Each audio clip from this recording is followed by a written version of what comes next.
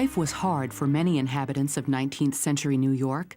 As in other cities around the world, industrialization and urbanization created serious problems for the poorer members of society. For the new urban working class, living conditions were terrible. Most lived in tightly packed tenement buildings. The crowded conditions and lack of a sanitary sewage system contributed to the spread of disease. The constant flow of immigrants arriving in the city in the 19th century helped to create a diverse society in Old New York. German and Irish immigrants were among the first ethnic groups to arrive in large numbers.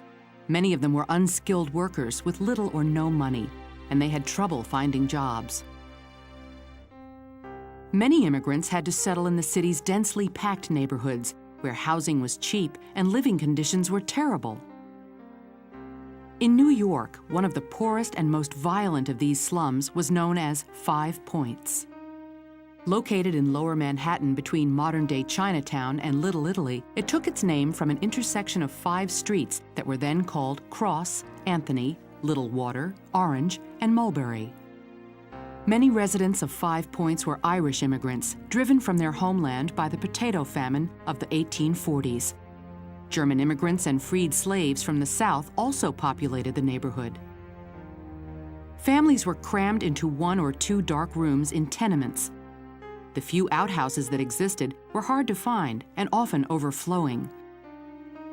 Lack of adequate sanitation forced many people to use chamber pots that they emptied into the street. Crime was a constant problem. After a visit to Five Points in 1842, Charles Dickens called the neighborhood a world of vice and misery. The deplorable social conditions of immigrants who lived in Five Points led to the creation of gangs. Rival gangs roamed the streets, competing, sometimes violently, for power and political influence. Gangs like the Bowery Boys and the Plug Uglies were political clubs that met to promote their candidates. On election days, fights often erupted. These brawls were fought to help a gang's candidate gain public office. The winning candidate rewarded his supporters with steady-paying patronage jobs and other benefits. The gangs of Old New York also performed a valuable public service for their struggling communities. They fought against one of the biggest dangers to densely populated cities, the outbreak of devastating fires. In 1835, for example, a huge blaze destroyed several acres of Lower Manhattan. New York City did not have professional firefighters until the 1860s. Before then, volunteer firehouses were responsible for protecting people's lives and property. Gangs attached themselves to a firehouse and turned it into a sort of private club. When a fire broke out, they would race to try and be the first on the scene. Sometimes rival gangs arrived at the same time and fought each other instead of the fire. By the mid-19th century, New York had grown into America's largest city, and gang involvement in politics had grown as well. At Tammany Hall, leading members of the city's powerful Democratic Party met. They nominated Fernando Wood as their candidate for mayor in 1855.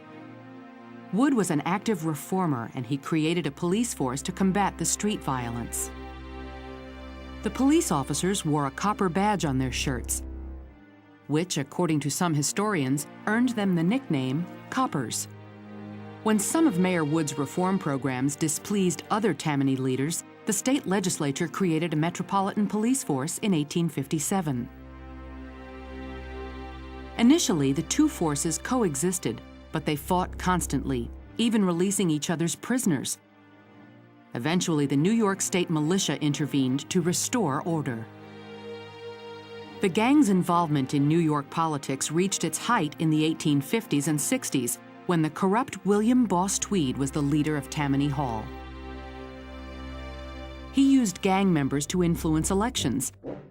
They would grow beards in the months before an election and vote several times, shaving their beard a little more each time to alter their appearance. Tweed used his power to steal money from the city, and he gave contracts and construction jobs to those who supported him. But reform finally came. Tweed was removed from office in 1871 and jailed in 1874. As the extent of official corruption became known, people were outraged and called for reforms of all kinds. The public outrage led the city to raze Mulberry Bend, 5 Point's most notorious block, and the gangs of old New York gradually faded into history and legend. In the late 1800s and early 1900s, New York's 5 Points neighborhood became home to new waves of arriving immigrants.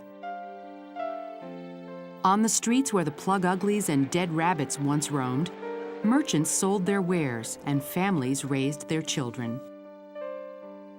They came to New York from Italy, from Eastern Europe, from China, and from other lands around the world in search of new opportunities and a better way of life.